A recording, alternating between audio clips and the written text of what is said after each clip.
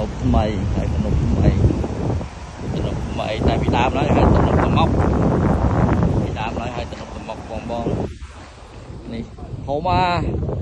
này bon chưa sẵn anh tục bằng hôm nay này hôm mình tên mà ô tập là ho là hai chứ côn tờ lê này côn tờ lê mua nha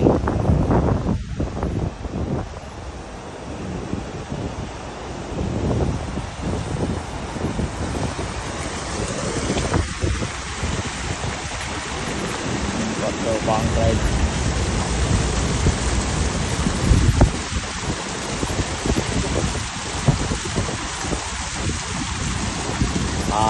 tàn là côn tôi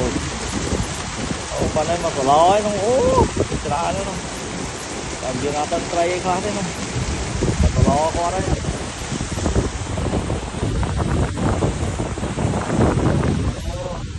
hơi là con này đi mà chỉ hiện tiết